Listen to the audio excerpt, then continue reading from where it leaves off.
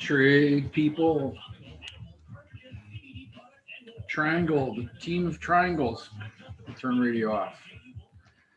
I can do that. Cole is here. Angela's here. Madeline's here. Nicholas is here. Let's see.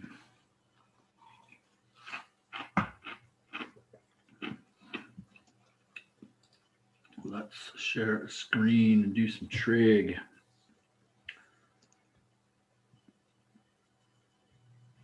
Such cool stuff.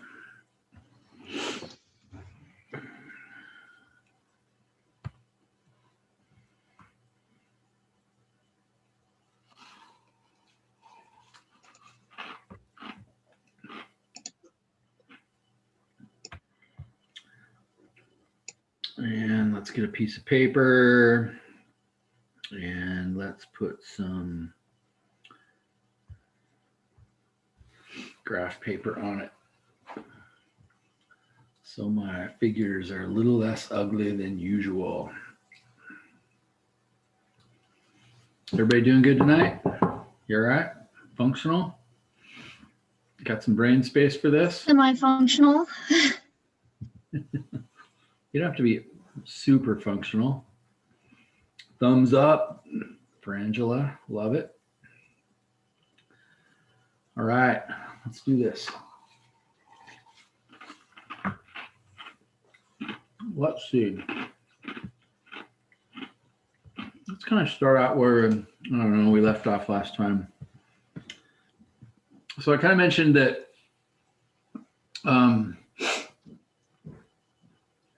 we kind of left with one sort of like it was all looking good. Everything was great. This is awesome. I love this problem. But then all of a sudden we tried to find one angle and that angle didn't work right in a particular triangle. And so I'm going to try to make that a little bit more obvious right now.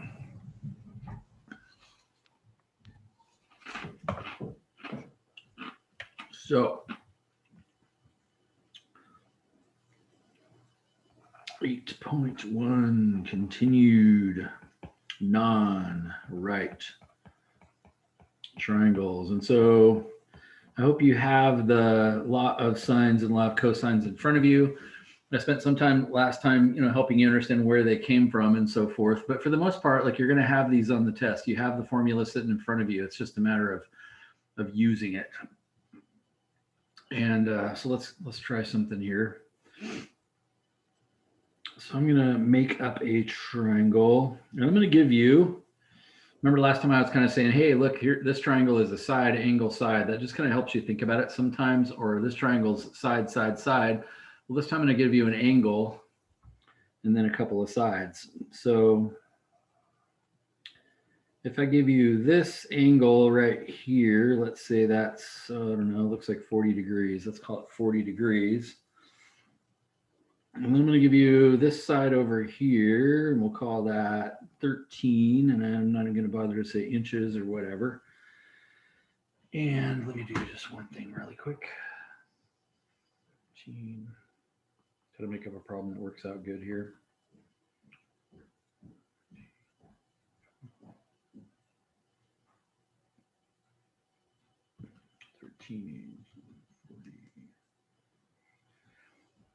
And this side over here,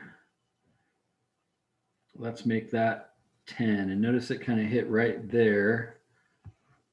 So now I'm going to come back and kind of draw it correctly. So notice in the order that I just gave it to you, I just gave you angle, side, side. Now I could have written it side, side, angle, but I did not for a reason. This is kind of a problem. The old ass problem is. Does it matter which way you read it? No. If I'd read it the other way, and I could have done that, I could have said SSA, and then it wouldn't have had that donkey sort of reference to it. But this is a situation where something kind of weird happens, and I'll show you why. So and I'd like you to just take a second.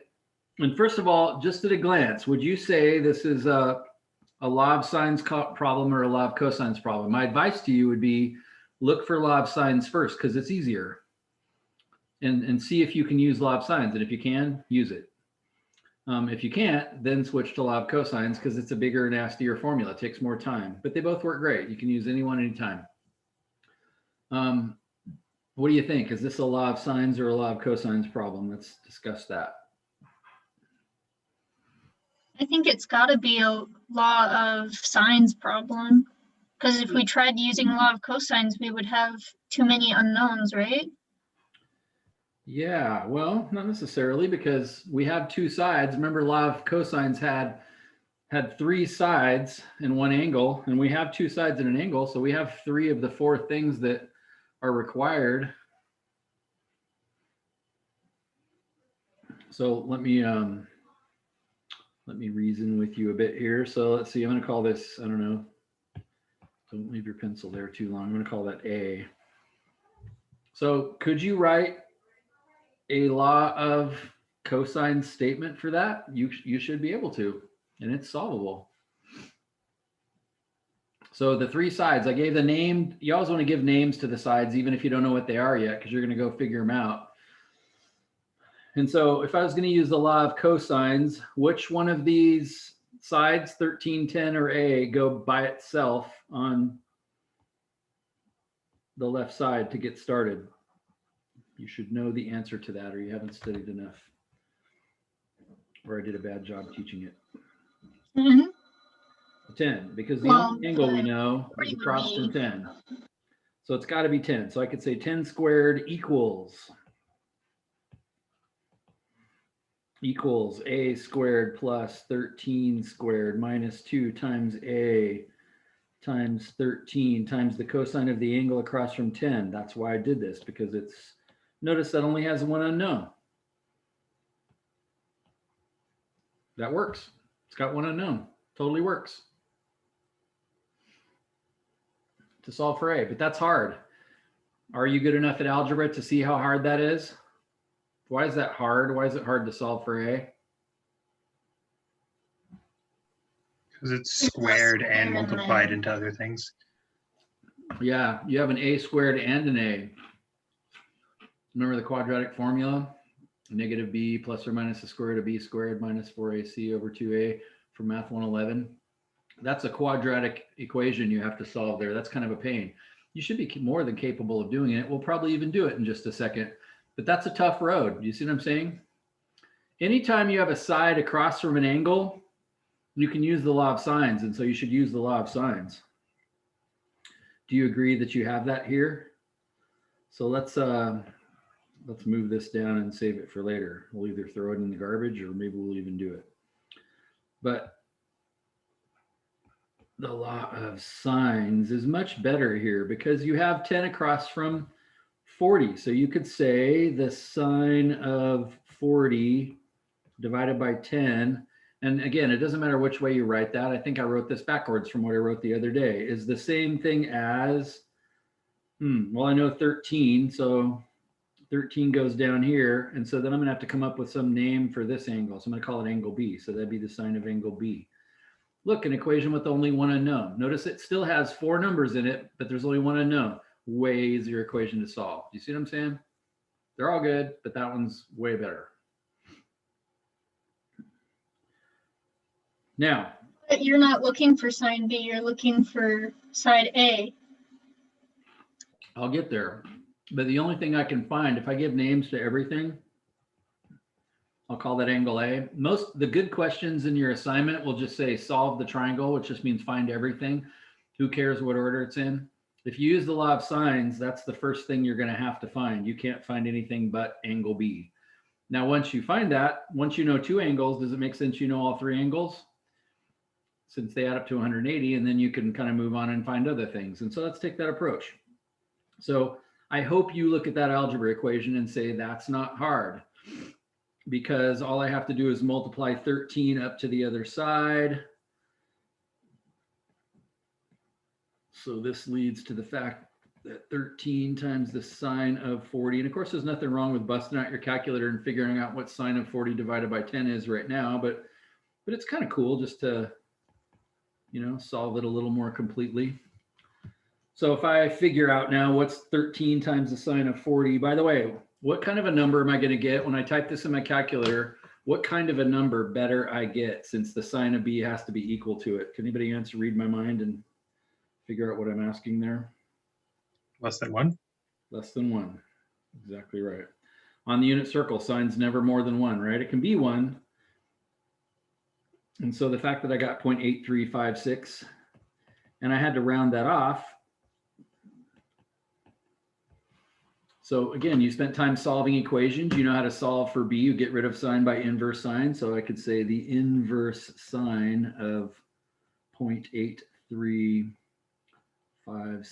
then would be equal to b. And again, you still have that number sitting in your calculator right now. So think about accuracy. Don't retype 0.8356 when you already have the perfect answer right here. Say second sine. Do you already know how to do this? You see right above the negative sign. I should just be pulling this up on my other. See right above the negative sign how it says ANS for answer? You can hit second answer. So now I'm taking the inverse sine of the exact decimal that's sitting there, and I got 56.68 degrees. So B is approximately 56.68 degrees.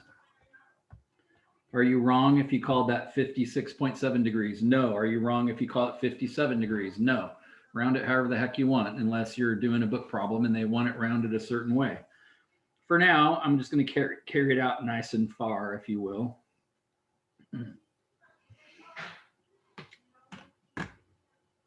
So cool. Awesome.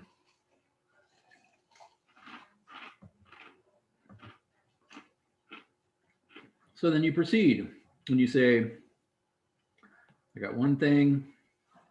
Now where could I go next? Well, I could find angle A really easy because angle A plus angle B, which we just figured out is 56 point, I'm going to call it 7, plus 40 has got to be 180. You don't even really need to write that equation down, do you?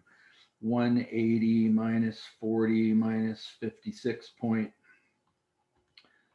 is 83.3. So A is approximately 83.3.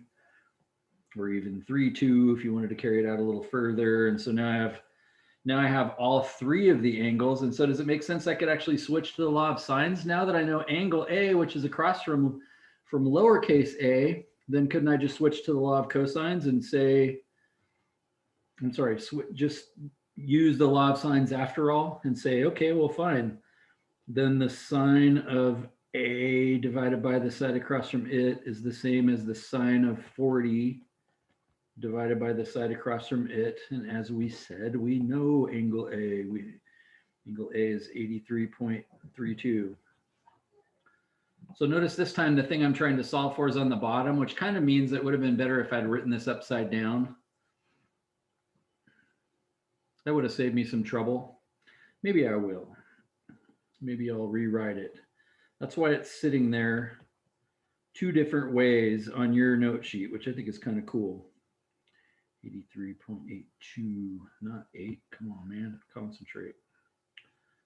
3 equals 10 over the sine of 40. Does it make sense? It's going to be easier to solve for A because it's on the top where it belongs. And so all I have to do is go 10 times the sine of 30, 83.2.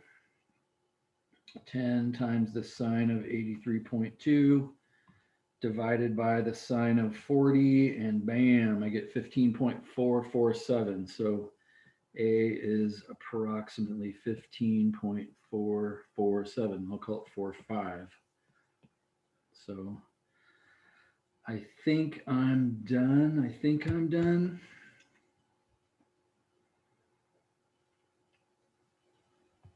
But let's check. Let's just check to see if this looks right. You don't have to draw it accurately. I'm just going to draw just a random triangle here.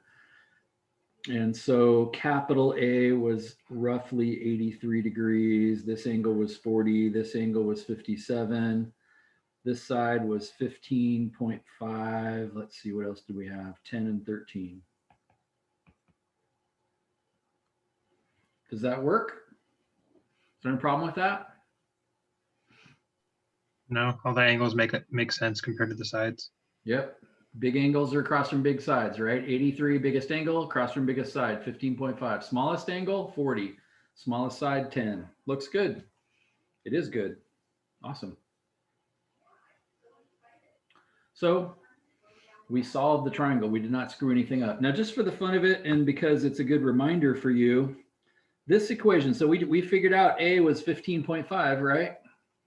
Let's just go, since I wrote this out, and because I want to teach you to think. This is not step 1, step 2, step 3. This is just, you have 2 tools in your toolbox: law of sines, law of cosines. You have equation solving abilities, and so you should just be able to bring those tools to bear on whatever you run across. And so let's say you did write this one down. I want to know, could you still solve this from your Math 111 skills? Let's just go do it together really quick. Let's see, 10 squared is 100. 13 squared, I think, is 169. Anytime there's math to do, you can do it. 2 times 13 times cosine of 40, that's some decimal. 26 cosine of 40 is 19.92. So this is minus 19.92a.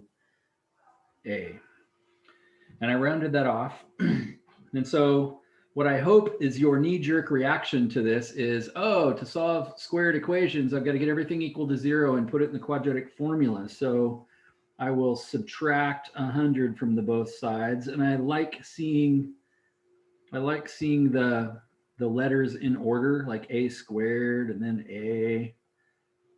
And then I subtract 100 over 169 minus 100 is plus 69.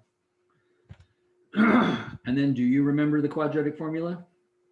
A is equal to negative b, which would be the 19.92. I have to change the sign of it, plus or minus the square root of b squared, 19.92 squared, minus 4 times the number in front of the first term, which is 1, times the last number, 4ac. So times 69 all over 2 times the number in front of a, which is 2.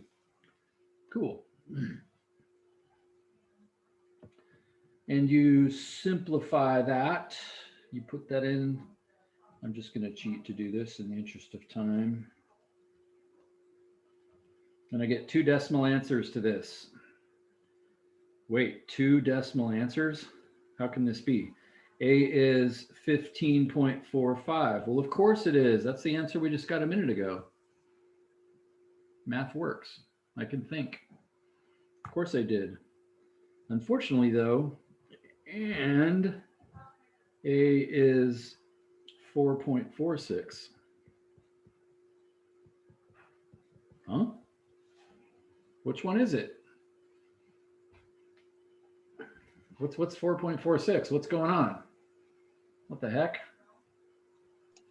It's the answer for the other decimal, or not the other angle you can get if you do the when you did the sine inverse. Yeah. When you're doing law of sines. That's exactly right, Nicholas. Remember how when you go sine inverse, there's 2 answers? There's actually 2 triangles.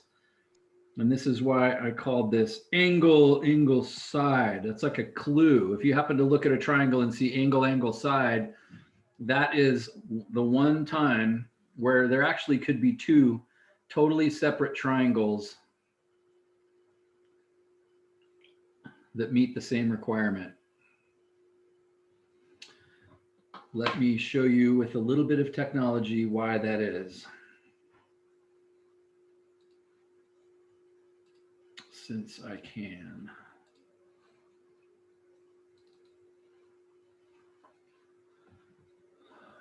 So I'm going to draw the triangle we just described.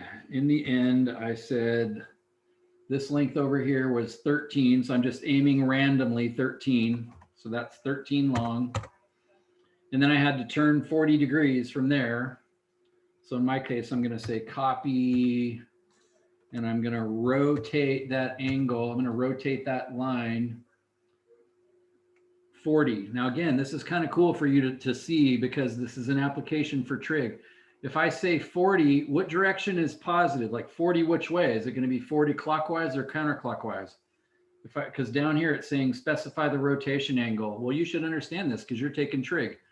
Do I want to rotate this negative 40 or positive 40 to draw the triangle that I just drew? Negative 40. Negative 40, because negative is clockwise. So I have succeeded in creating the 40-degree angle, and I have succeeded in this side being 13. And the last thing I have now is a length of 10. Does that make sense? Now what I'm going to do is I'm going to draw this kind of in the wrong location. I'm just going to draw it out here randomly and say I want that to be 10 long. So notice I drew it at the wrong angle. It doesn't create a triangle. I'm going to get rid of these two so they don't distract you. But now I'm going to rotate this into position. I'm going to rotate this to where it belongs. Would you agree that, oh, that's right, that one's not. I got to make this one longer. I just made a copy of that other one. It wasn't long enough. So this side, remember, I didn't know how long it was. It was 15.45 or something. So now I can rotate this length, which is size 10. Well, you notice it's like right, bam, right there. So that's the triangle we just calculated. However, watch what happens if I keep rotating. Ah, there's another one. There's two. You see what I'm saying? And that's with 10, 13, and 40. I did not mess with the 10, 13, and 40, and yet there's two totally separate answers to this. So let's watch this in action. But the difference would be the angles within the triangle. That's So if exactly you right. specify the angles beforehand, then And there would only be one answer, right? Yeah, But the only angle specified was 40. So you're right. we'd have to answer for both. Both are possible. Yep. Oh, you're right. So this is kind of a tricky question, and it doesn't come up very often. So, you know, it's not something you have to kind of panic about, but so let me just, you know, locate those in there really quick because I think this will look a little bit better. So I did not mess with that 40. We're stuck with that. We called this length 13. I didn't mess with that. And we called that other length 10. I didn't mess with that.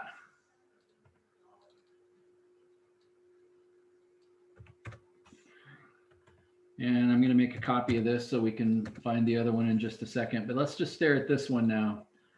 So notice that angle side, if you will, determined the length of this side automatically. So now I can come in here and trim it off. Again, I can use AutoCAD to steal the answers to the other questions we had. What is that angle? Isn't that what we calculated? Rounded to the nearest degree.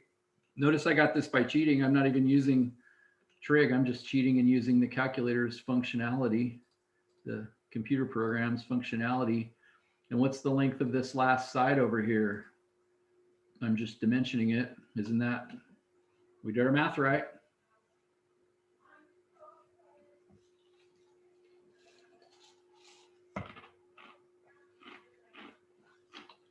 But when you see angle side angle, there's a completely separate triangle that also meets all the same requirements.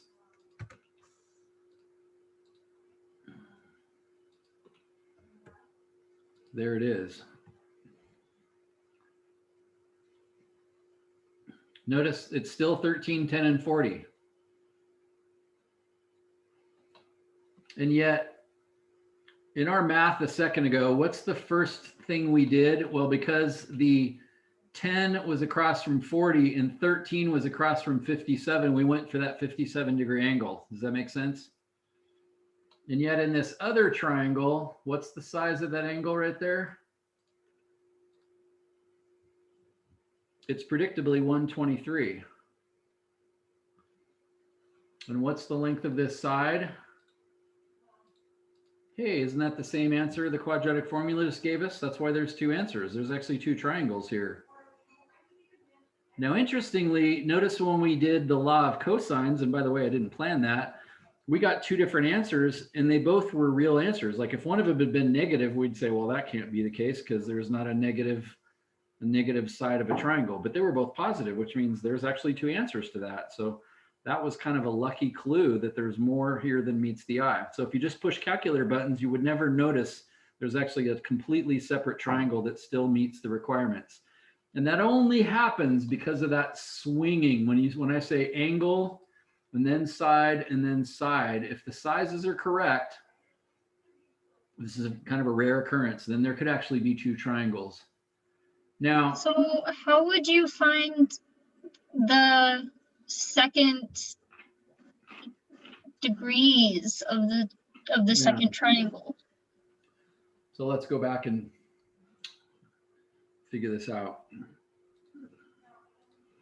And again, books make more of this than happens in the real world.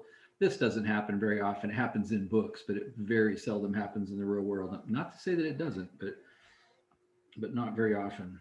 So the key is you should stop right here. That's the wrong color. Every time you find yourself going inverse sine of something, you should always stop and go, hey, I remember when I solved trig equations, there was two answers to that. Write them both down. Let's look at the unit circle. The calculator gave us 57 degrees, which is about right there. Again, I'm just rounding it off. But since sine is the y coordinate, that means there's another answer right over here that's the same exact y coordinate. Since that was up 57, this will also be up 57. So that length would be 180 minus 57, which is 123. Hey, isn't that the angle we just saw a second ago in AutoCAD? So those two angles are going to add up to 180 degrees. So the question is, does that work? If we look at our triangle, and notice I won't even draw it accurately. If this is 40, can this angle be 123? And the answer is yeah, because that's not more than 180. So that's possible for that to be 123. 123 and 40 is 163. That leaves 17 degrees for that last angle up there, that little sliver. Isn't that what we just saw a second ago? That top of that triangle was a really kind of a small little sliver. So this is still 10. My drawing doesn't look good. Does that make sense? Like I drew 123, which is an angle way bigger than 90 degrees. My drawing is terrible, right? But remember, you don't know that when you're making these calculations. So I'm sort of purposely drawing it wrong. If you want to do a better job, go back and say, well, you know, what does 123 degrees look like? Well, it's bigger. It's like that. So if these kept going, wouldn't they run into each other out there?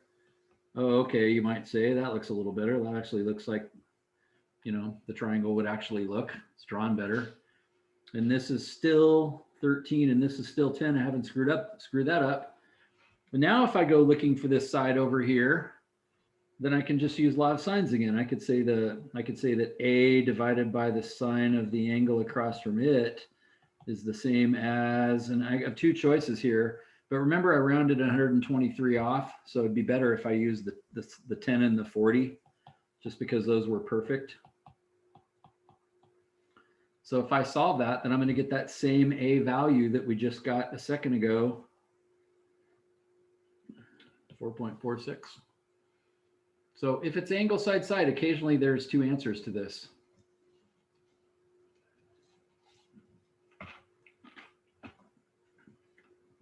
Let's try another problem just like that. Except for this time, there's not going to be two answers. And I'm even going to draw the triangle like a totally different, in a different orientation, just so you don't get used to it always kind of looking the same. So let's say this angle up here is like 50 degrees. I might even redraw this because it's kind of ugly right now. Let's say I made this length 36 and this length over here 42. Yeah, that works. And I said, solve the triangle. Like books, that's the way books will say it, solve the triangle, which is kind of a weird way to say it. I wish they'd just say, find all the missing sides and angles.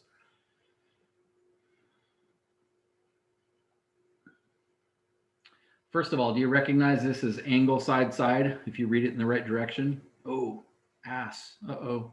This is one of those dangerous ones, you should say.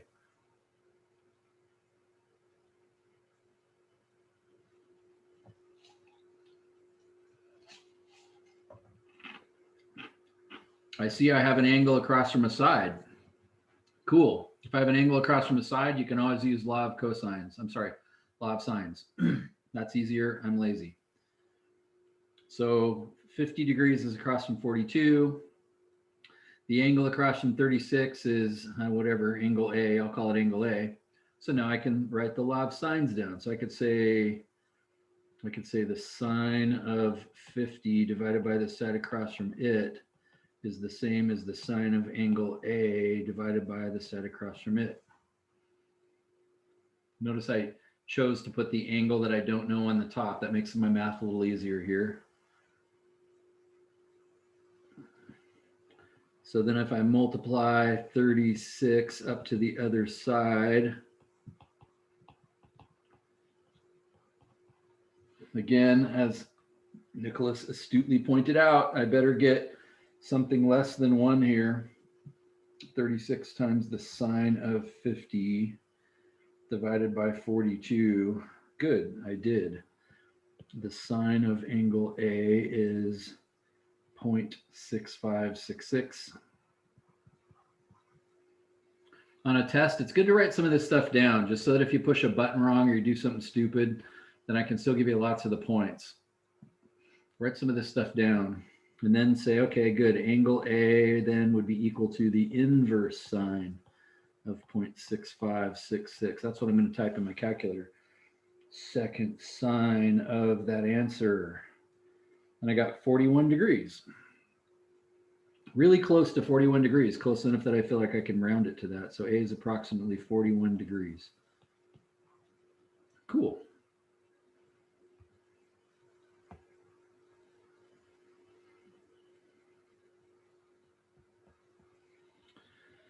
So I'm filling that in. But didn't we just do inverse sine? So that means there's a second answer to this. What other answer besides 41 could A be? 41 is about right there.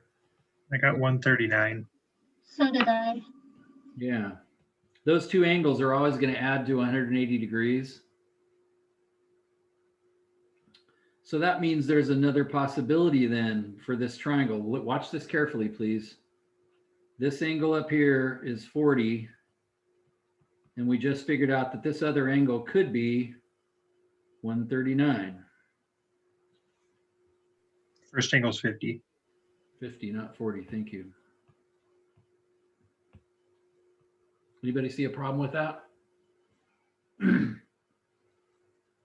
Greater than 180. Notice it's already over 180, so there actually isn't a second triangle this time. So had you not known this, on this particular question, if you had not known there was possibility for two triangles, you would have gotten this question exactly right. But there's a possibility that there's two triangles when it's angle side side. So how come we didn't get two of them?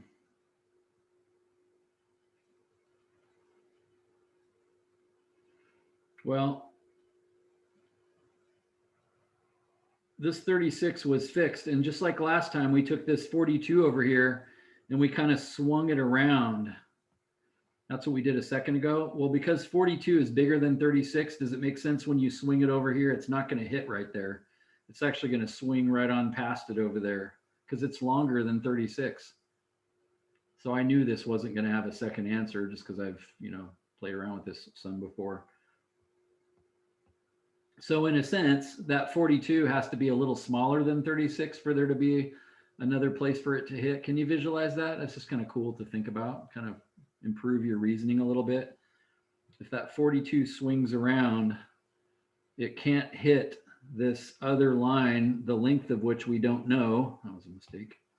The length of which we don't know yet. It can't hit it a second place. And so that's why there's not a second answer to this. So good. No second triangle. Sweet.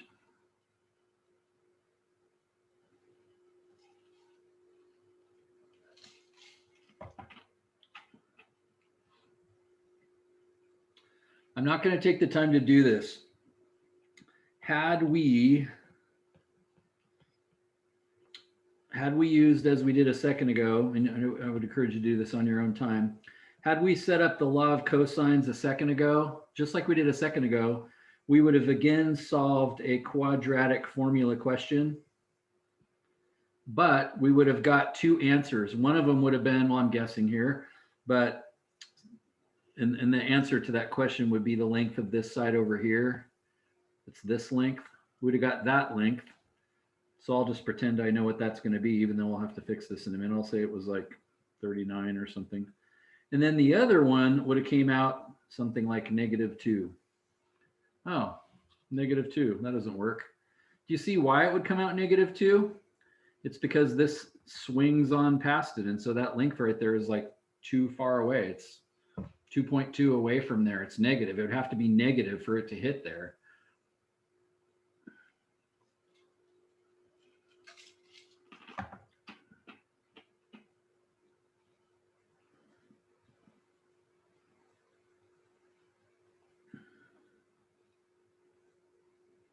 So cool, A is 41. So then we can just take off from there. So notice 50 and 41 is 91, which leaves this other side to be 89. Notice now I can tell my triangle's drawn terribly.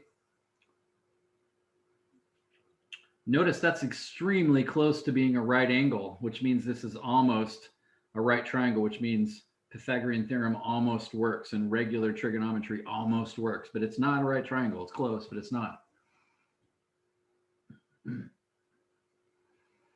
And so, of course, now that I know that side, I could use law of sines or law of cosines to continue. I'll quickly write a formula for this last one just so that we're practicing it. Let's go black. So if I called this side, I don't know, x, then I could say x divided by the sine of 89 equals, let's see, 50 and 42. So 42 divided by the sine of 50. Does it make sense? I could have also said 36 divided by the sine of 41. I have lots of choices now because I've figured out a lot of the triangles. So that's kind of cool. I'll type that in really quick. 42 times the sine of 89 divided by the sine of 50. My calculator says that's 54.8. So x is approximately 54.8. Filling that in, 54.8. Check my work. Does that look good? Big angles across from big sides, small angles across from small sides. 36 is the smallest side. Yep, across from 41. 54, biggest side, across from biggest angle, 89. Yep, looks good. Probably didn't screw it up. So this is a weird exception. I mean, I'm sort of apologetic about it. It's like this isn't that hard of a topic except for this stupid curveball that comes in certain types of problems. Honestly, I don't know if I'll have control over this because I kind of have to give, I have to make this test up off of my open math questions. But if there was a question like this, I would probably tell you, if I was writing my own test, I would say, find both triangles that meet this requirement. Like give you a hint. Hey, in this case, there's two of them. As I said, books make way too much of this. This just rarely ever happens. Even if it's angle side side, I just showed you, that isn't even a guarantee there's going to be two triangles. And so it just doesn't happen that often.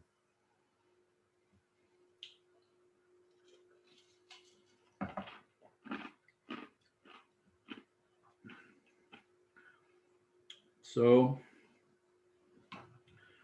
remember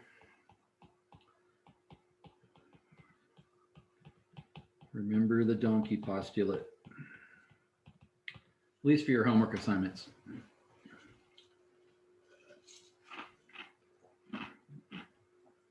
Okay, let's do this and let's practice this in context of some cool applications.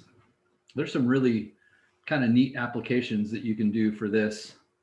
So here's one of them. I think this is kind of cool.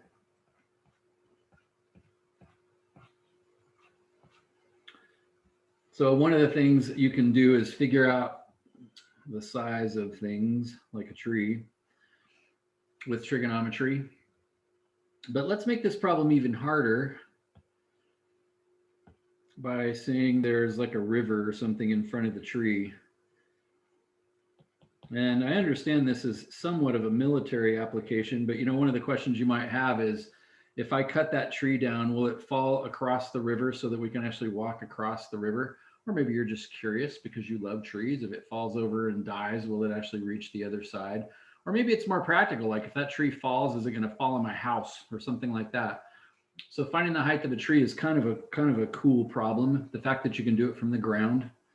I have literally done this one to see if we needed to cut down a tree on our property. I love it. Proof that it's true. What's wrong?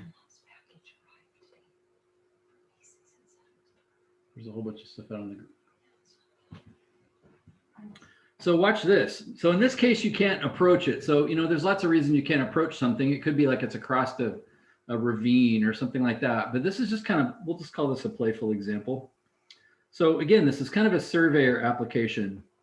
If you're stuck on the other side of the river from this tree and you want to know something about it, does it make sense you could set up here and you could set up here? And we'll say those are 112 feet apart. And so that would be random, right? Like you could just set up rocks on the ground and measure how far apart they are. But then from each location, does it make sense you could figure out the angle of elevation? Make sure you understand that language because that'll be in your book assignment. Angle of elevation is measured from horizontal elevating up to what you're looking at. So if you're looking at a plane, it's an angle of elevation. If you're looking at a bird, angle of elevation, it's the angle from horizontal up to what you're looking at. An angle of depression is what the plane sees you at. It's depressing. It's like looking straight across and it says, oh, they're down there. So these are both angles of elevation. Does it make sense if there was a bird up in this tree? Do you know this? I'm going to erase this, but the bird would see you at an angle of depression of 32 degrees. Again, it's depressed. It's always measured from horizontal. So the bird sees from horizontal down to you 32. You from the ground see up 32. And so that's an angle of elevation. So there's some language associated with this. In my opinion, to not draw pictures for people in a section like this is kind of a mistake. But remember, in the real world, there's not triangles. Like that's the thing that's so powerful about trig. You actually have to put them there yourself. If you're out in the forest and you see a tree and a river, you don't have triangles there, but you can put them there and do some amazing things. Then you move closer to your other spot here and you do the same thing. You measure another angle of elevation. Notice it got bigger. So we'll say that's, 44 degrees or something like that. Could you find the height of the tree then without ever crossing the river from that information? I'm going to give you a little bit of time to think about that.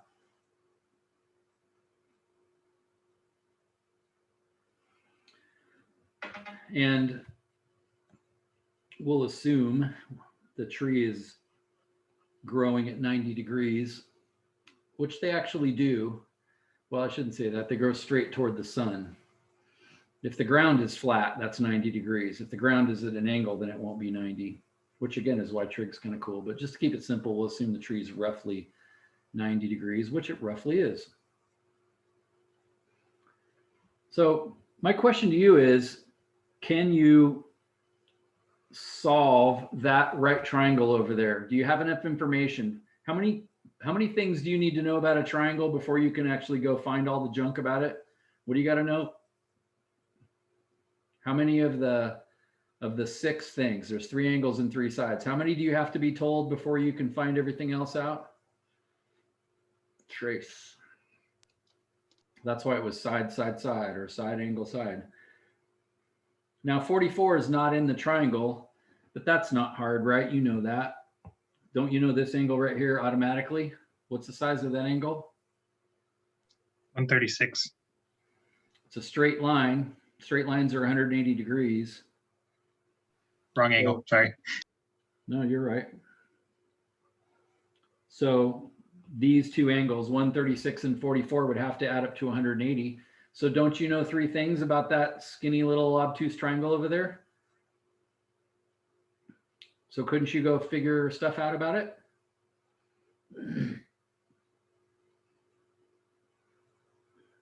Again, you have to decide, is this a law of sines or is this a law of cosines problem? But I'm going to call these sides X and Y. And this angle, this little sliver up here, I'm going to call it angle A. That's the 3 things we don't know. Let's just see if you can go figure those out. The only one you actually need to find the tree is just X over here. Do you understand that? That's the only one you actually need to answer the question we're interested in. But let's find them all just for practice, and then we'll.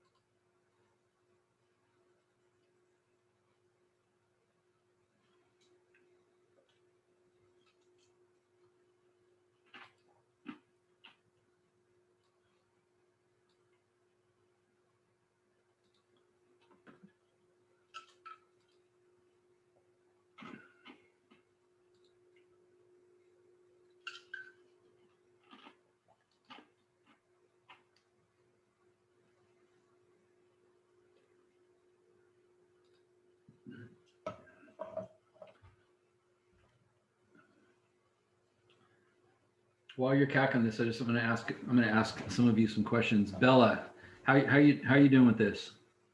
Is this easy? Is this hard? Somewhere in between. What's your thoughts, Bella?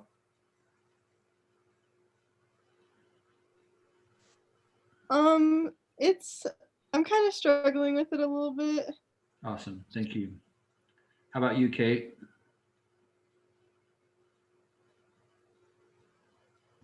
It's okay. Yeah, I just have to like look over a couple of the lines. Okay. Kaylee, go ahead. Never mind. I thought you said I responded to my nickname, not my name. Oh, that's your nickname. Sorry. That's awesome. It's like, how does he know my nickname? What's your how's this feel to you? Easy, hard, somewhere in between?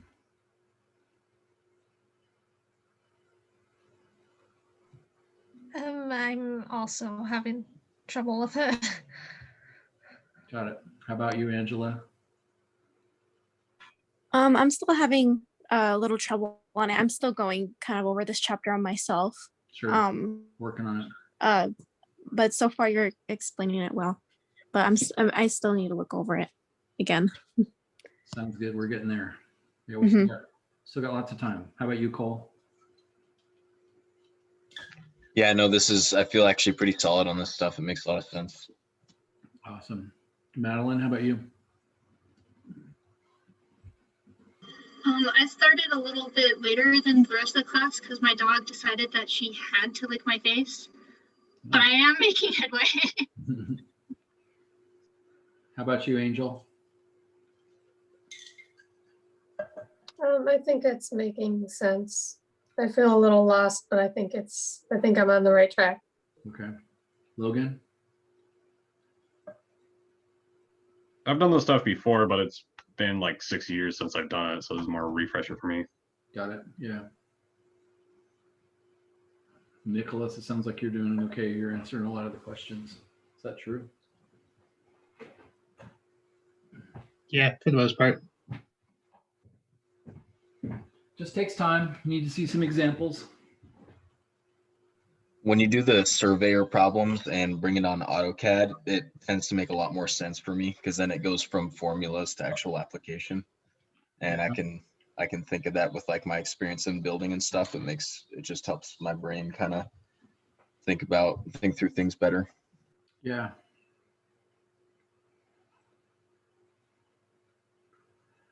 Yeah, that's why I say a picture I think is so important. So how'd you guys start this? Did you think this is a law of sines or a law of cosines question? Law of sines. I started law of science.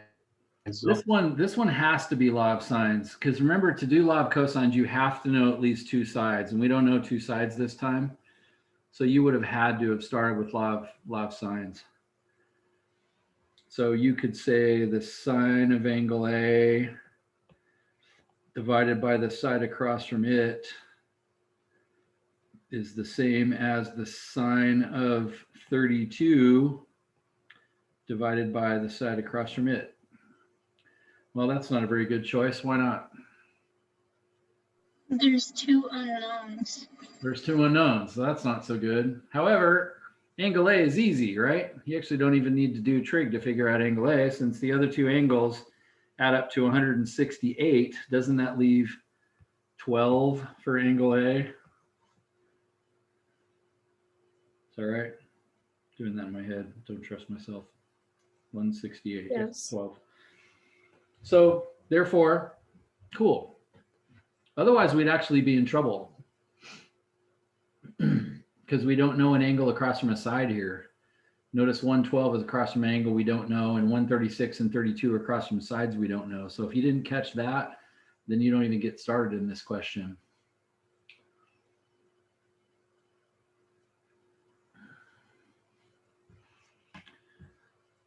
Again, it's always a little dangerous to have x on the bottom. Don't make this mistake. The sine of 12 divided by 112. And then if I divide sine of 32 over to the other side, so it's on the bottom, what mistake is this person making? Do you understand that's not true? Didn't I just divide sine of 32 over there? What's wrong with that?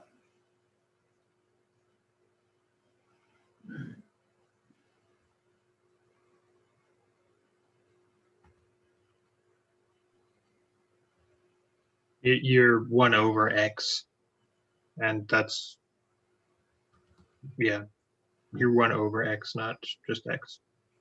Yeah. And even if you didn't notice that, if you did this, you'd end up with x is 0.003. That better bother you.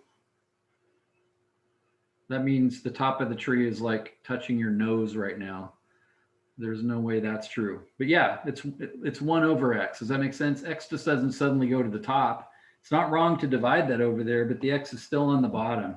So it's actually way smarter to either set the problem up with the x not being on the bottom, or just multiply all the fractions away, like multiply x over to this side. So now it's up on top. So it's x times the sine of 12 degrees.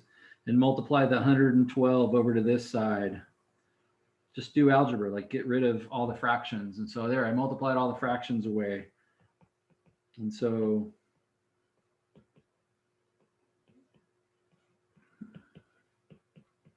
there, now I divided sine of 12 over. There we go. Now I should get an answer that makes a little more sense. 112 sine of 32. Please interrupt and ask me questions if I'm doing something that you don't understand. I'm not doing this for my sake. I already know this stuff.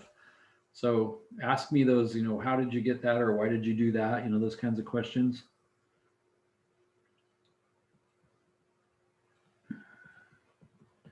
Notice units would be an important part of this problem because it's a real problem. That 112 is in feet, therefore this would also be in feet.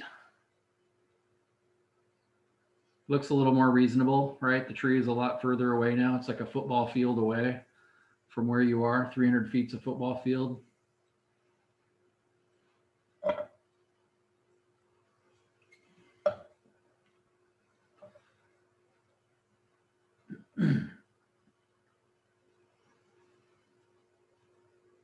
And so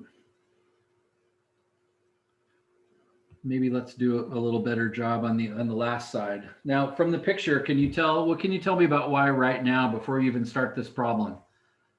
Before you even start the problem based on the picture, what do you know about y for sure?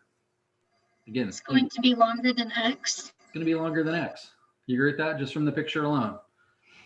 So, you know, when I do my math, if I don't get something longer than 285, then I'll know maybe something's not right here.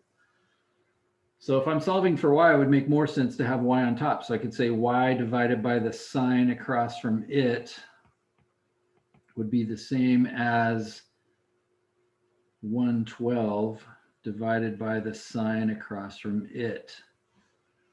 Notice the y's on top this time. That's a much smarter way to write the formula. You don't run the risk of doing the dumb mistake that I just made a second ago.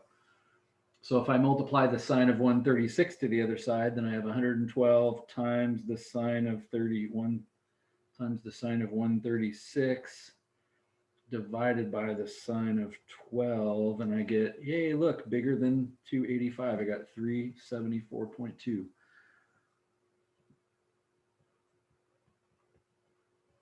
Feet. If I ask on a test, how tall is the tree? Don't leave me with the awkward choice of whether to take points off if you write 374. You got to have feet in there.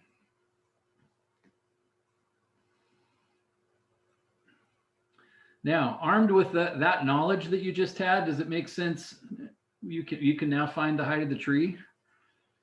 We didn't even need the 374, but since this x right here is 285.5, and this is just a right triangle here, can't I just use regular SOHCAHTOA for that?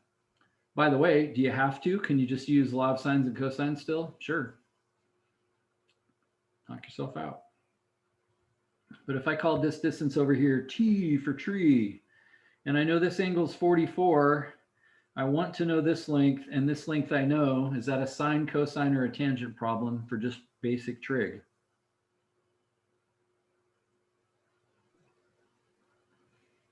That is sine.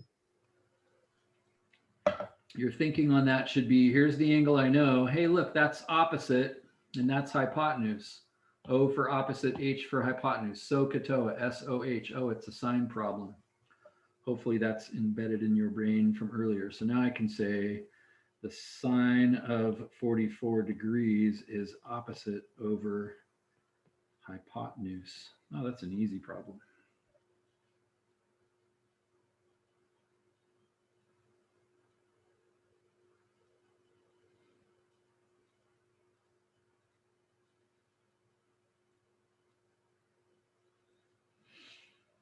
So 285.5 times the sine of 44, 285.5 times the sine of 44, I get 198.3. So the tree is approximately 198.3. Would you agree it's kind of ridiculous to put the 0.3 on there in the real world? You know, are you really going to be able to measure these angles, 32 and 44, very accurately and all that? You know, it's like not really necessary, but that's kind of cool. So is the tree gonna get across the river if it falls or if you cut it down? No. We still It's don't not know. with what I got. Unless you figured this out, we actually don't know how big we don't know how big the creek is yet, right? But couldn't we figure it out if we wanted to? Isn't that also cool? Isn't it weird? Like we found all this stuff about what was happening across the river. We never went over there. That's insane. So that'd be a cosine problem. 285.5 times the cosine of 44, just out of curiosity because it's kind of fun, is 205. This is actually a pretty good problem. This length right here came out 205.4. So the tree is like 7 feet short of making it across the river. So that was kind of close. Like, good thing we did the math, right? If your goal was to cross it, perhaps you could jump that 7 feet, and then you're still okay. However, you landed on the tip of the tree, which is not good. It's not going to hold you.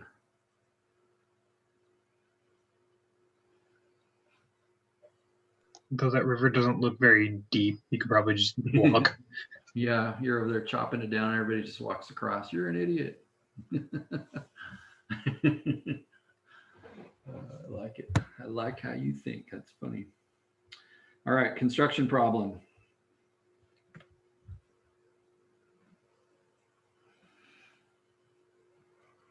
Here's the house. And you, being an unusual cat, decide that you're going to put a roof on this, and we'll say the house is, I don't know, 42 feet. The house is 42 feet wide, and now it's time to put a roof on it. Typically, roofs on houses are symmetrical, exactly the same size on both sides, but and we could do that problem too, but we might as well do something harder since we're smarter than that. What if you decided to make this side a 29-degree angle? Because that's one of the things you choose on a roof is what angle do you want to put the roof at. If you happen to know anything about construction, you don't choose that based on an angle. You choose it based on a rise and a run. Like a 5 and 12 pitch means you go 12 over and 5 up, and that's what establishes the angle. Maybe we'll talk about that in a little bit, but whatever. You choose 29 degrees over there, and maybe to catch the sun correctly or some crazy thing like that. Over here, you decide to go with a 52-degree angle. And so that creates your roof. Notice they just kind of hit together automatically, like you don't even control where they hit. They're just going to go up and hit. The question is X and Y. What are those two links up there? Like you have to know that to build a house. It's a very practical kind of a question. People that build houses typically don't know trig. They have all kinds of little tricks and so forth that they can use for ordinary houses. And there's kind of ways around knowing this. They've written whole books where you just look up the measurements in a book and so forth, which is kind of cool too. But basically you have no limitations on you. You can figure out anything is what it comes down to.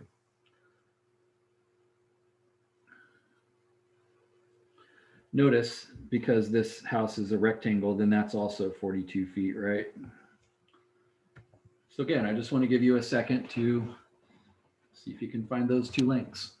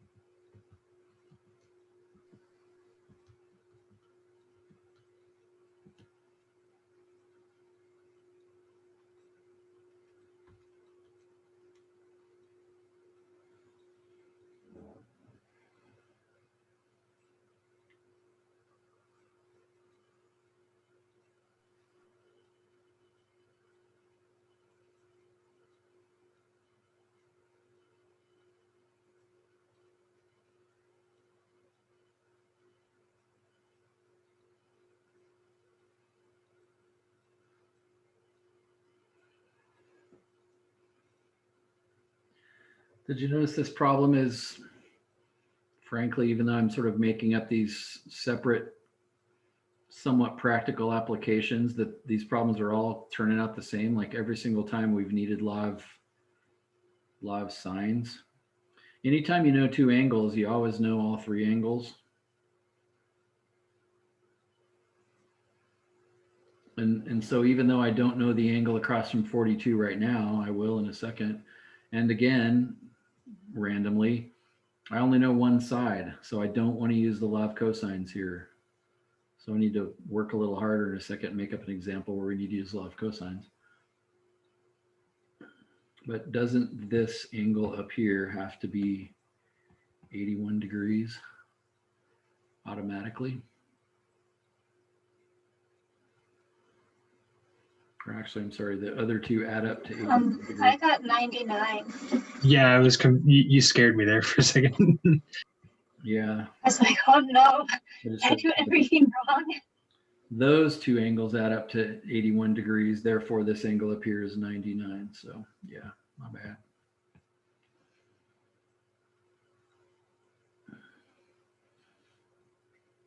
And so you have no choice but to say something like x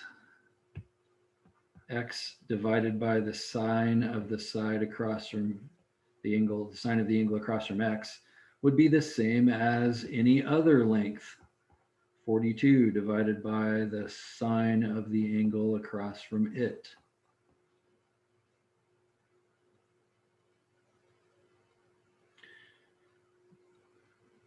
Yeah. So 42 sine of 29 divided by the sine of 99. I got 20.6 for that. X is approximately 20.6 feet.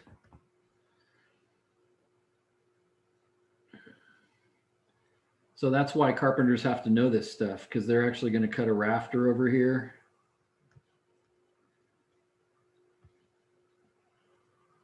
And in the real world, there's a little seat cut in that rafter so that it can sit on the roof and not slide around. And you have to know exactly how long to cut that. I mean, you got to cut it on the ground. You got to go do the math, make some cuts on a board. You're actually cutting a kind of a, what a nerdy mathematician would call a parallelogram out. You're cutting this parallelogram out. And the cool thing is, you know exactly how long it is now. It's 20.6 feet long. You'd have to convert that to inches and parts of an inch. I wonder if you guys could do that. We won't worry about that. And you know what angles to cut it at, thanks to the 52 and the 99. So now, same thing on the other side, except for it would be y divided by the sine of the angle across from it. Notice we didn't have to hunt for any angles. We didn't have to go inverse sine, so we aren't worried about different answers here. It's only when you go inverse sine, you got to worry about other answers. But I wasn't looking for angles. We'll go look for those in the next problem. And there's no reason not to just keep using the same 40 divided by sine of 99.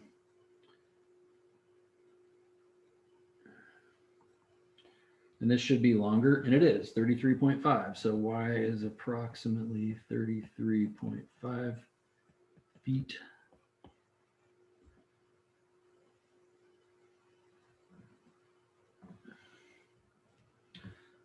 So now you know everything you need to cut this rafter length. And as I've said before, I hope you did this on your own without me even saying anything. But if I write these two in there, stare at all your angles and sides. Is the biggest angle across from the biggest side? Yep, 99, 42, biggest angle, biggest side. Is the smallest angle across from the smallest side? Yep. Doesn't mean I didn't screw up, but if I did, I'm really unlucky.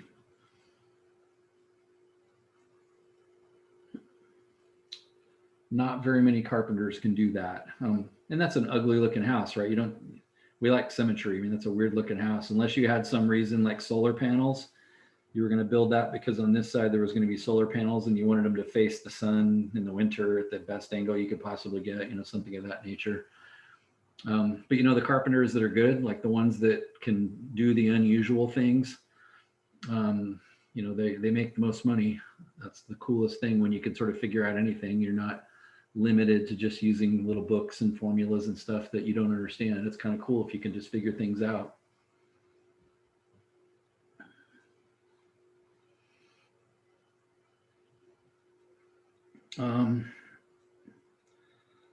Let's do just kind of a sort of a generic book problem. And I'm going to purposely not draw this to scale. Notice that actually looks like an equilateral triangle.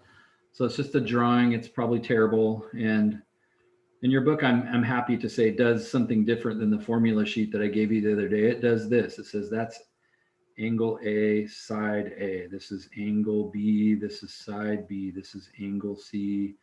This is side C. So if I came over here and told you, for instance, let's see, what should I do?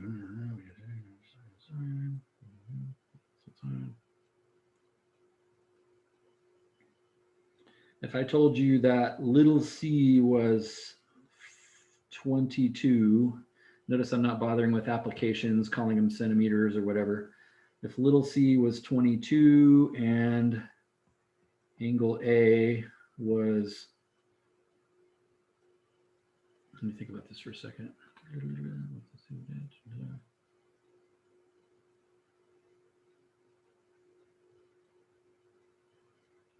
Angle A is 33 degrees and side B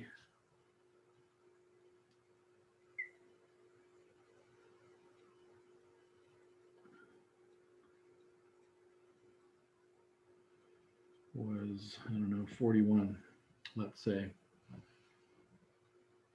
Now, if I did not draw that picture for you, would you have been able to draw the picture yourself? Just the fact that you're given little c means that it's not across from 33. Does that make sense? So think about that. In other words, if you were to draw this and you said, okay, there's 22 and fine, here's 41. I'm not thinking about the measurements. And so here's my triangle, but where does angle A go? Is 33 right here? Is it over here? Is it up here? How do you know?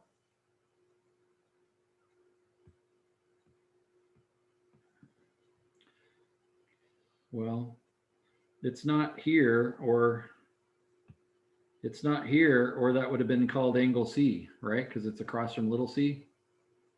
For the same reason, it's not over here because across from 41 would be angle B, and it wasn't those. And so 33's got to be this one. Now I gave you a picture, so you didn't have to think about that. But if a book assignment just gave you 3 parts, a couple sides and an angle or something, you know, would you correctly get them in the right location? It doesn't matter how your triangle's turned, it can flip any way you want it, but in the end, you should have 33 degrees between 42 and 21. I'm sorry, 41 and 22, doesn't matter what orientation that's in. So in the language of the book, solve, like find all the missing sides and angles.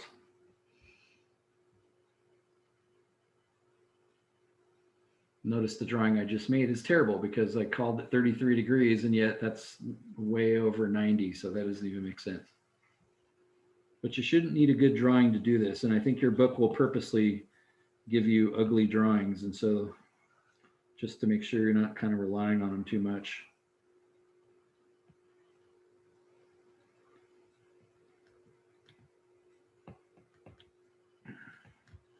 I'm going to work off that triangle when we do it together.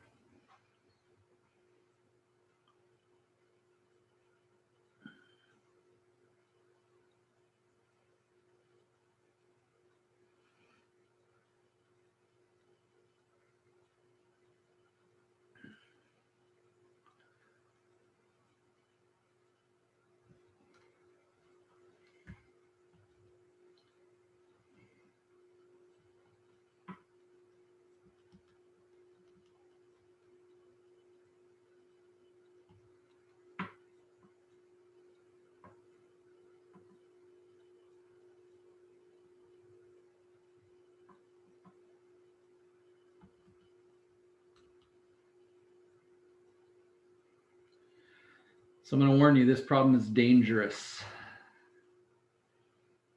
You might get lucky. You might not.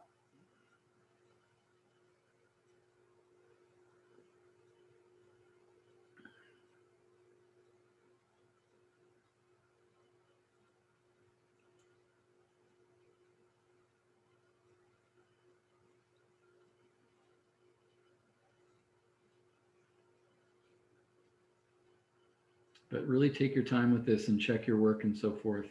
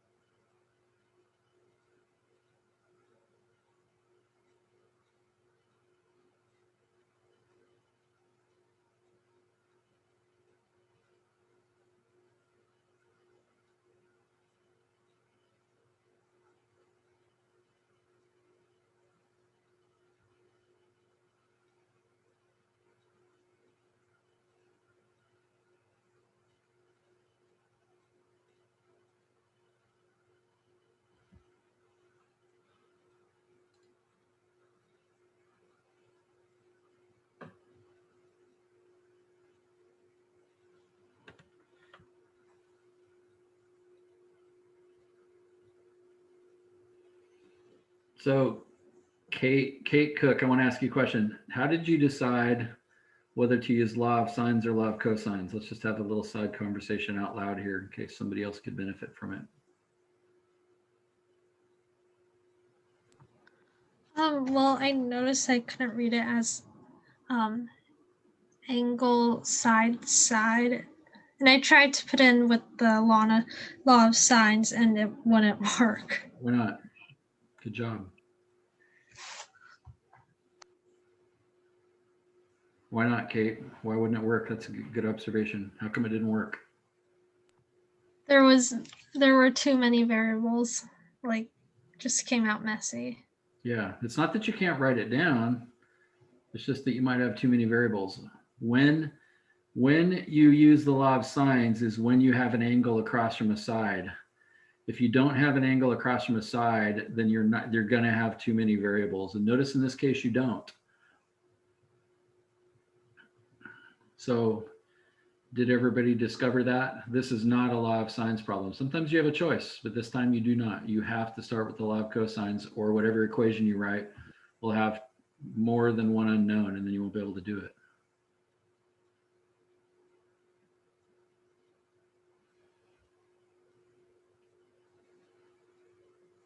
You don't have to know that ahead of time. I like what you said, Kate. Just write it down and then look at it and go, oh, that doesn't work. Interestingly, later on, maybe it will. Like once you figure out another answer, maybe you'll be able to reuse that equation and it won't have so many unknowns in it. Awesome.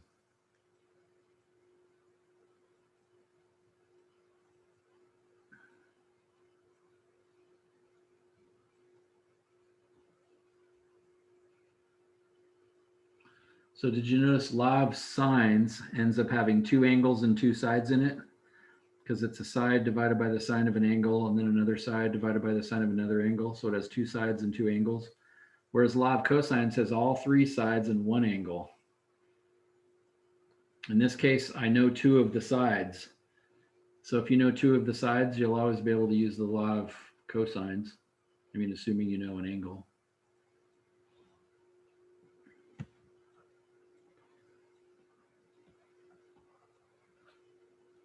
Just to double check, did you set this up? I'm still going to give you some time to think about this, but just to make sure you got off on the right foot.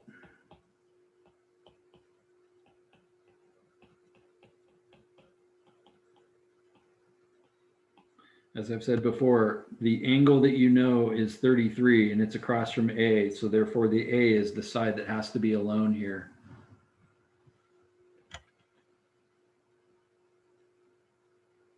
And this is a wonderful equation because every single thing you see on this confusing right side is numbers. Unlike the first time we set it up today where there was a squared and a over there, that wasn't good. Cool, but harder to solve.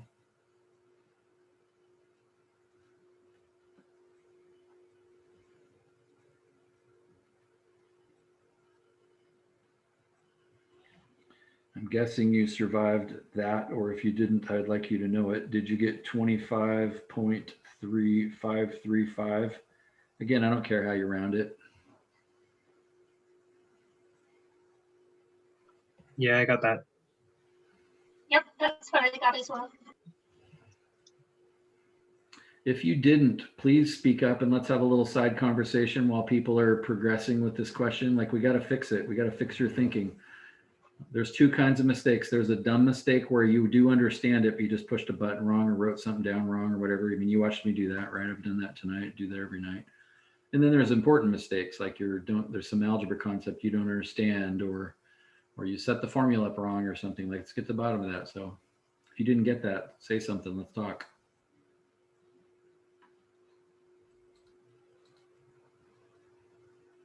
Bella got it. Awesome. Feel free to send me stuff in chat if you want to. Now it's very dangerous. After this, very dangerous. In the end, you had no choice but to go for side A first. That's the only thing you can find is A. You didn't notice that immediately, but now you have a choice. Are you going to go after B or are you going to go after C? It doesn't really matter which one you go after first, right? No, but if you went for B first, I bet you get this problem wrong. I want to know if you know why. If you went for C first, you got lucky because you won the 50-50 lottery, because it doesn't matter which one you go for. I went for first, so I'm curious if I got this right.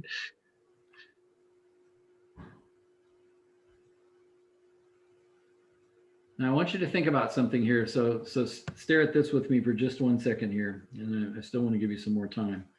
But if this side right here is 25.5 approximately, what's the biggest angle going to be in this triangle? What's the biggest angle? Now that you know all the sides, you should know what the biggest angle is. B. Do you agree that B is, because it's across from the biggest side, 41, B is the biggest angle?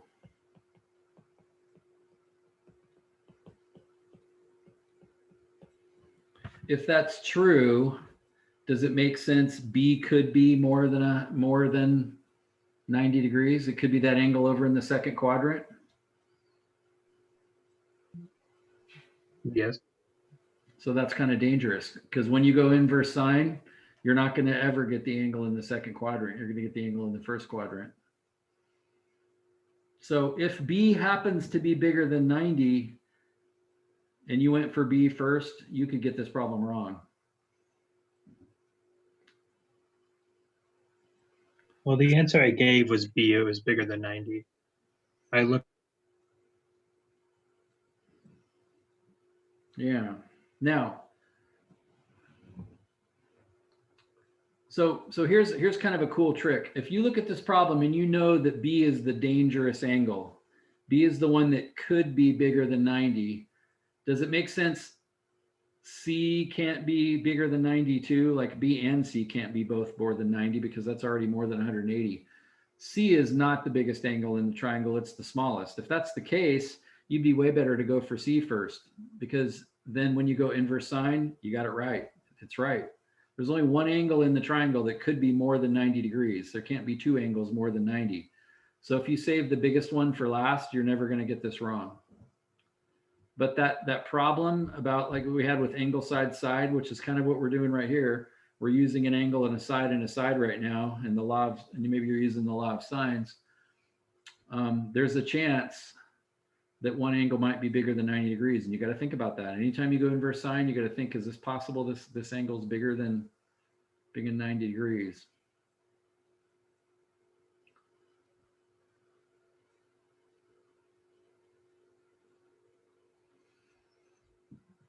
So I'm going to proceed and do this wrong. And I'm going to show you, I've done this once, but I'm going to show you how to catch it if you did it wrong. Let's say you don't notice this. As I said, you'd be way better to say B is the biggest angle, so I'm going to go for C. Way smarter to go for the save the biggest angle for last. So I really want you to think this question through. So let's say you go for B, fine. So you say the sine of B, you switch to the law of sines, because now you know a side across from an angle, don't you? You just figured out 25.5. So now you know a side across from an angle. Do you have to switch to the law of sines? No, if you like the law of cosines and you're okay with the algebra, stay with the law of cosines. By the way, the law of cosines is cool because you go inverse cosine, you never get the answer wrong. I'll only say this once, but if you went inverse cosine and you got 40 degrees, where's the other correct answer for cosine? Where's the second answer for cosine? -40, right? It's down there. Notice all those angles are like 200 degrees. They're 300 degrees. They're all huge. There's no way that's an angle in the triangle. So the cool thing about using the law of cosines, you never get the angle wrong. If you're not afraid of the algebra, if you just stayed with the law of cosines, you'll get the right answer. That's kind of a cool trick. But the problem is you have to think about this some. So anyway, I'm doing it the dangerous way. Sine of B divided by the side across from it is the same as the sine of any other angle. I have to pick sine of 33 because I don't know the sine of C yet. I don't know the angle C. And then I got to use this rounded answer, which is why I'm kind of glad I carried it out a little further. So then you punch those buttons in. Let's see, you multiply 41 up to the other side. And so now you have the sine of B equals, and I'm going to multiply that out, 41 times the sine of 33 divided by this by 25.535. And you get 0.8745, approximately 0.8745. And so you say inverse sine of that. And you get 60.98 degrees. Again, kind of fortunate. B is pretty much 61 degrees. Nothing is wrong. You're doing great. Awesome. But again, think, watch this. You're doing nothing wrong. You don't have to work that hard at this. Just go back to the triangle. Always put them in the triangle and say, okay, great. This is 61 degrees. And now you don't have to do trig to find the last angle, right? You just subtract them all from 180. So 180 minus 33 minus 61, 86. Bam, I'm done. Let's go home. But how can you tell something's not right there? The smallest side is next to the biggest angle. The big side's not across from the big angle. The small side's not across from the small angle. So what that tells me is that 61 degrees must not have been the right choice.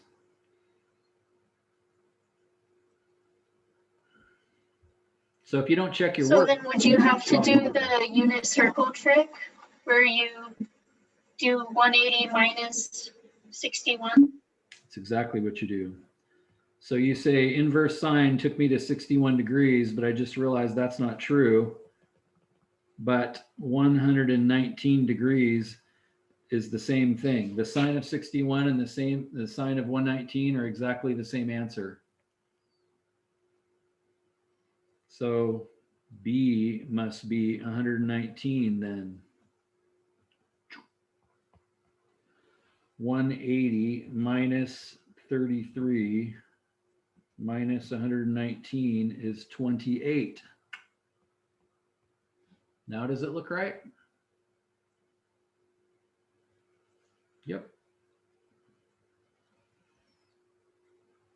So the point is you have to think about this. Like this comes up. It's not somebody giving you a trick question. Like this came up as a result of just finishing the problem out. So you got to pay attention to that. As I said, watch what happens if we better, since you know B is dangerously close, it's the biggest angle. So it's like, let's not go for that one because it could be more than 90. Find C first. you still have to think about it. So what would have happened if I had found C first? Well, wouldn't I have said sine of C divided by the side across from it is the same as the sine of 33 divided by the side across from it? And I would multiply the 22 up to the other side. 22 times the sine of 33 divided by 25.535.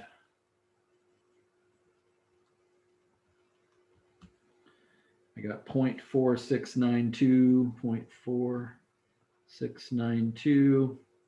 I take the inverse sine of both sides, the inverse sine of that answer, and not surprisingly, I get 28. Wasn't that the right answer? I know it's not the other answer. You see what I'm saying?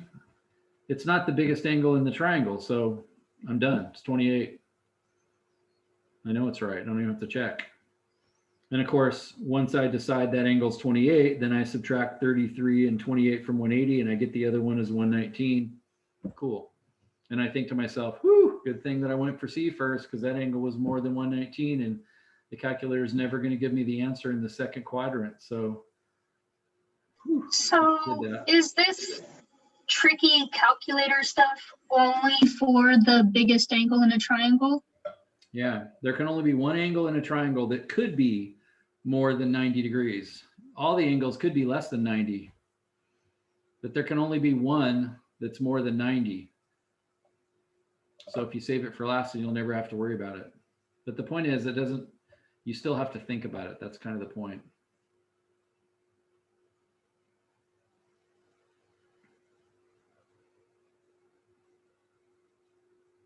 Just because it's good for your brain,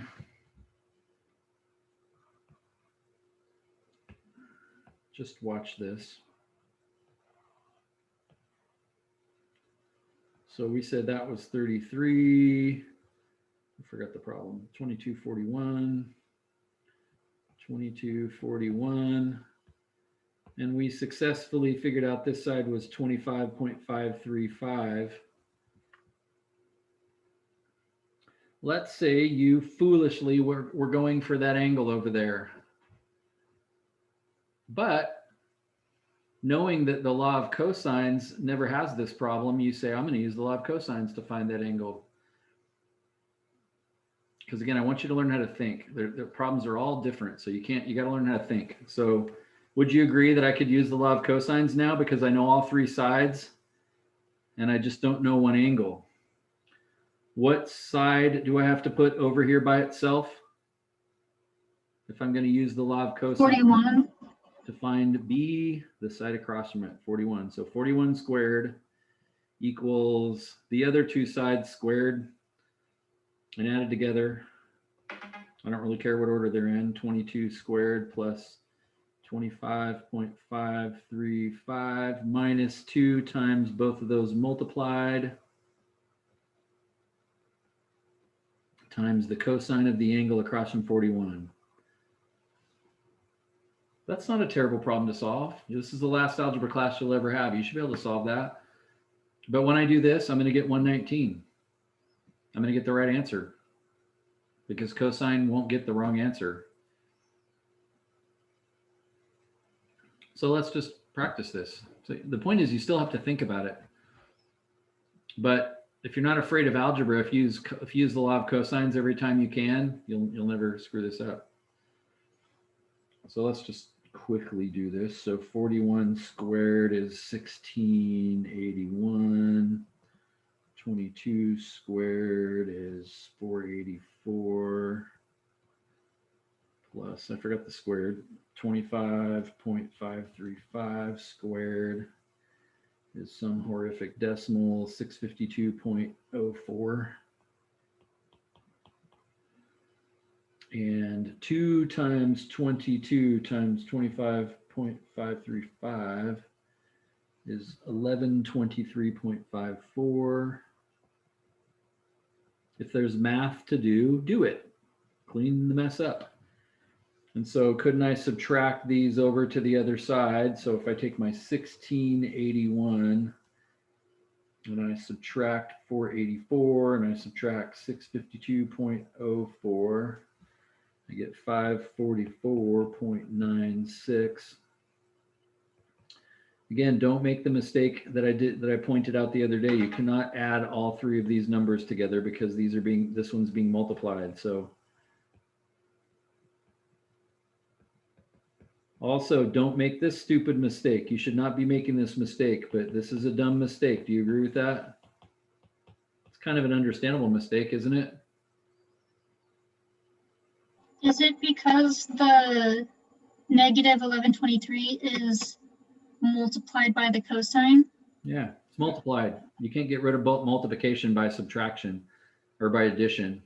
But when you see the negative, doesn't it make you think, oh, the opposite of minus is plus? I'll add to both sides. It's not being subtracted. Like, that's not going to work. You got to divide it. Anything divided by itself is 1. You got to divide it from both sides. Don't make that dumb mistake. So 544.96 divided by negative 1123.54. We're almost done.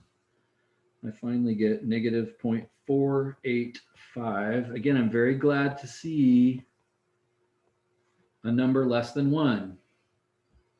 By the way, if cosine of an angle is negative, where is it on the unit circle?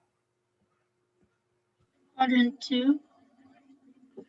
It is either quadrant 2 or quadrant 3. Why can it not be in quadrant 3 though? Would it be more than 1 if it was in a quadrant 3? Isn't this 180 degrees and this 270?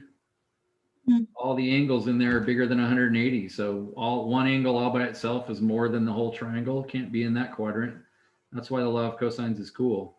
So fortunately, it's going to give me the answer up here. When I hit inverse cosine of negative 0.485, second cosine of that answer right there, what do you know? B is 119 degrees. We already knew that from another method. See what I'm saying? Like, you can think. But law of cosines is dangerous, right? Every time I teach this, there's always 2 or 3 people that try to add 1123 to both sides, mistake of that nature.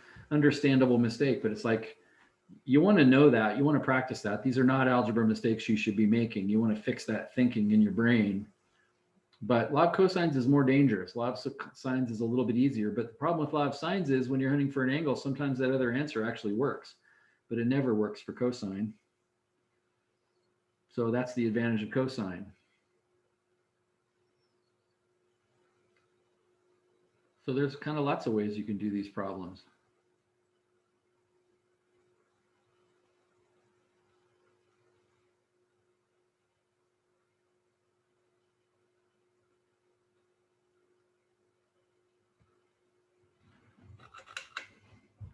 Questions for me?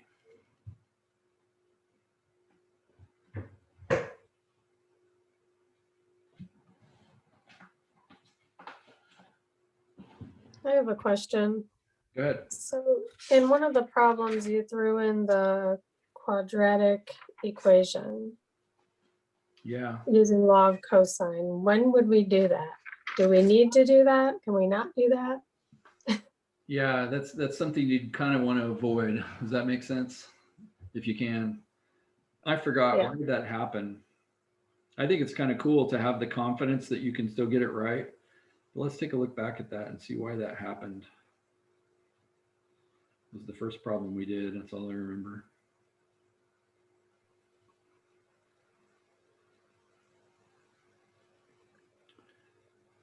Yeah, see what happened? It was in this problem, we knew 2 sides. Whenever you know 2 sides, law of cosines is an option. But notice the side that you know, the side that you want to know is not across from the angle you know. Does that make sense?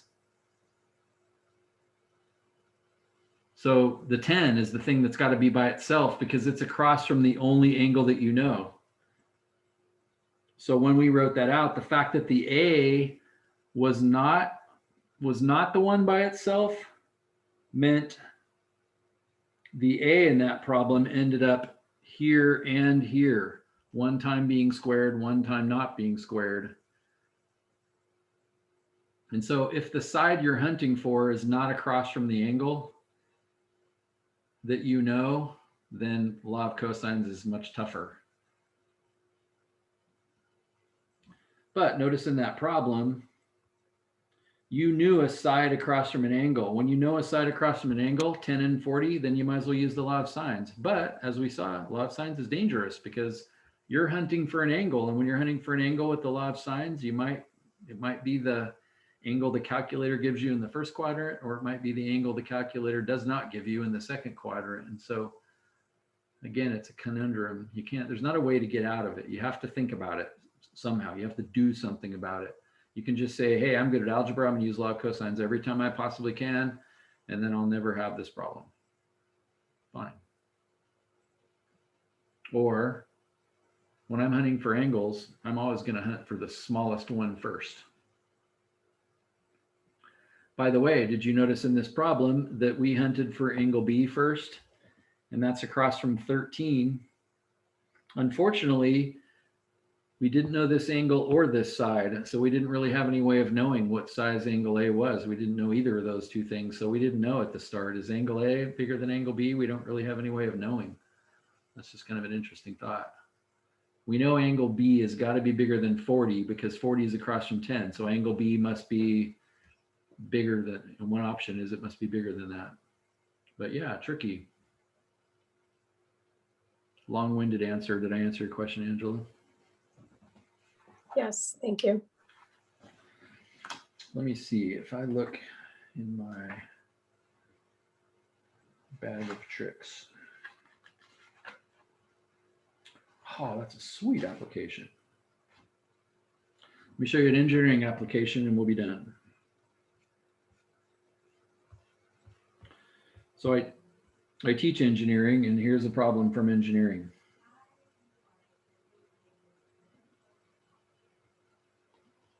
Oh, that question's even better.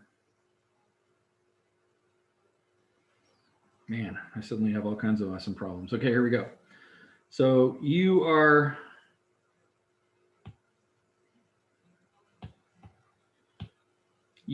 trying to fly your plane in this direction at, we'll say, 234 miles per hour. But unfortunately for you, and I'm going to put the 234 right here, since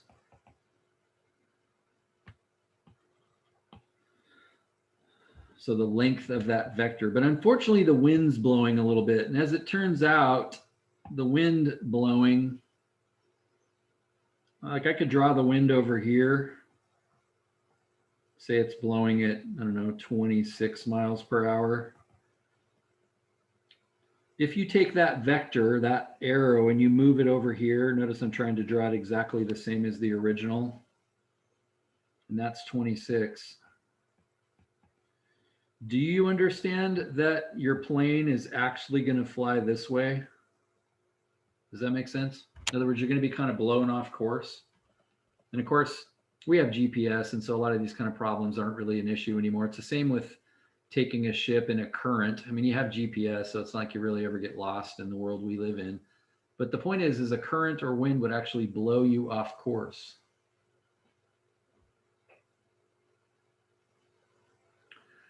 And so here's what might happen.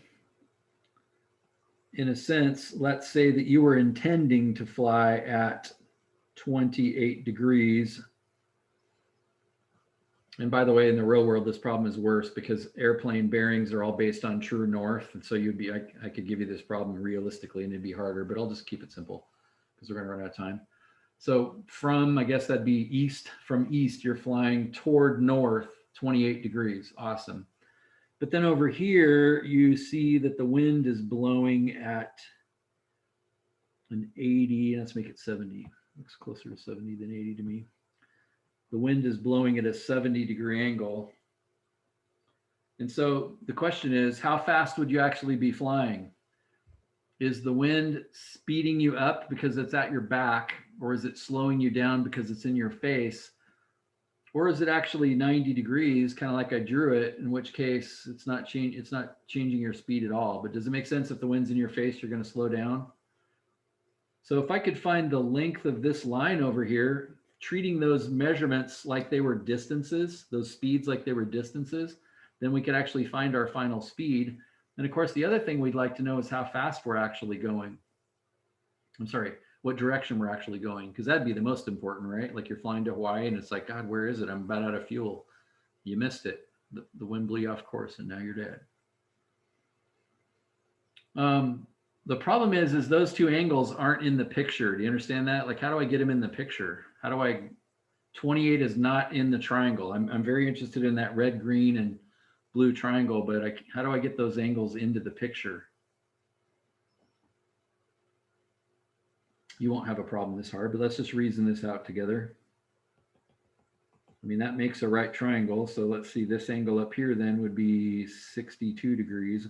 I'm just thinking out loud. Actually, I don't know the answer to this question. I'm just trying to think about it a little bit. And then 70 is from the horizontal. So that's like, that's the 70 degrees right there.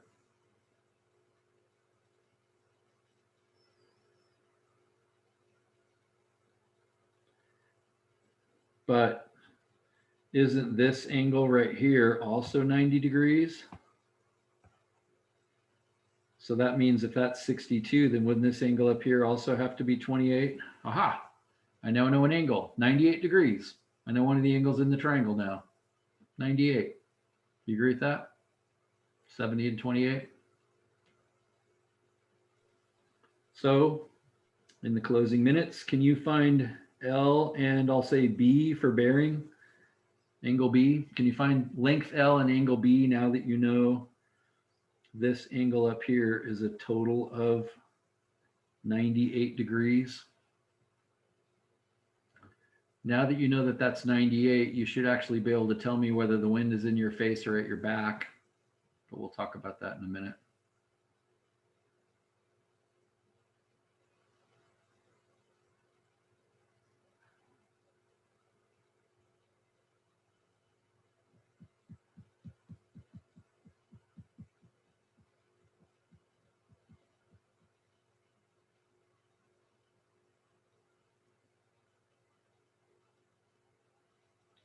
So how fast are you going and how many degrees off course are you being blown thanks to the wind?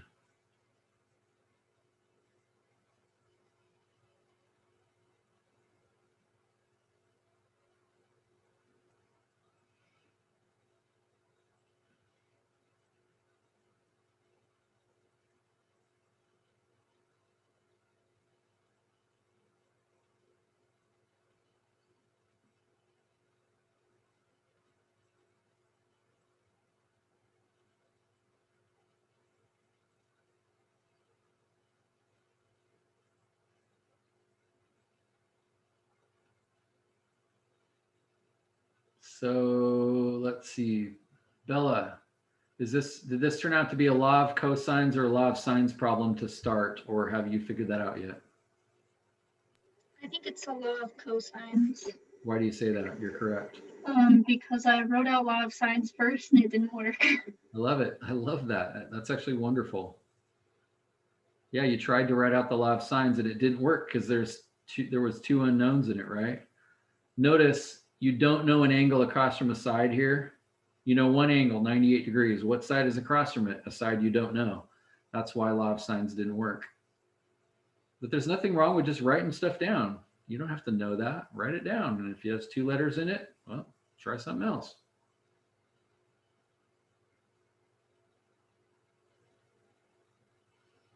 People in math act like they're supposed to just immediately know what to do. You got a couple tools, just write everything down you can think and see which one makes sense.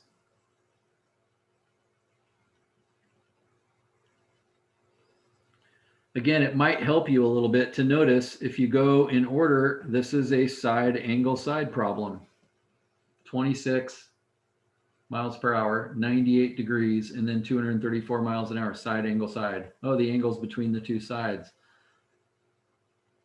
You know two sides, so you could use law of cosines. You don't know a side across from an angle, you can't use law of sines. And so, yeah, And the angle you know is 98. So did you start with this?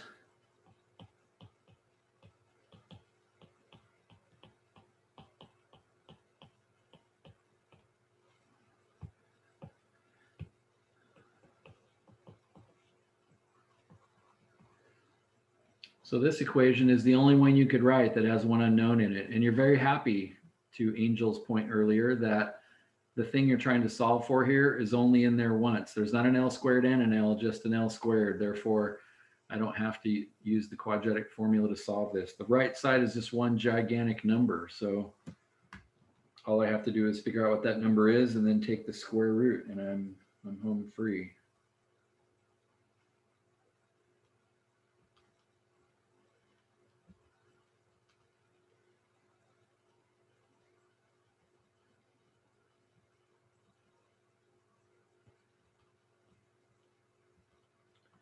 Did you get 239 for L? I'm still working on that. Yeah, I got that. Notice the wind. Notice the wind is apparently slightly your back. The 98-degree angle could have told you that. It's more than 90, so that means the wind is slightly pushing you faster. That's awesome. You're going 5 miles an hour faster thanks to the wind. You'll get there sooner. More importantly, though, what's angle B? If you don't figure that out before you leave and adjust your course, then you'll miss your target. You'll miss where you're going. 6.18 is the one I got, but I have to confirm it against the other possible angle, which I highly doubt considering the sides here. No, it would be 6.18. Yeah, notice one of your angles is 98 degrees. Automatically, that's the only angle in the triangle that could be more than 98. So for that reason, you don't have to worry this time. When you go inverse sine of B, you're going to get the right answer.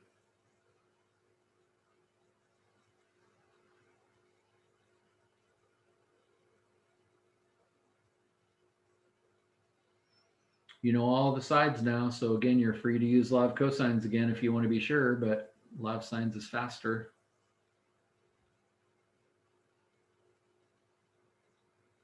So couldn't you now say that the sine, so this is kind of like the first answer, we found our speed, that's pretty cool. Secondly, I could say the sine of angle B divided by the side across from it, which is 26, would be the same as the sine of, I have to pick 98 because that's the only angle I know, divided by the side across from it. Fortunately, I now know what that is. It's 239.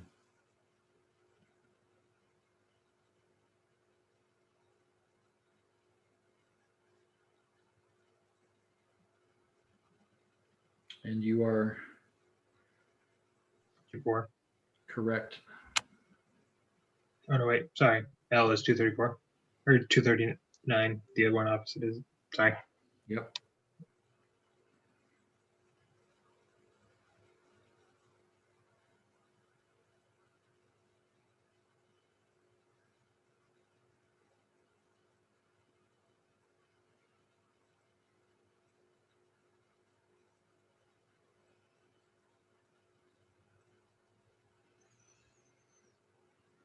I'll let you get out of here because you've been sitting here listening a long time. So I'll just say a couple of quick things and then you can get the heck out of here. You get about 6.2 degrees.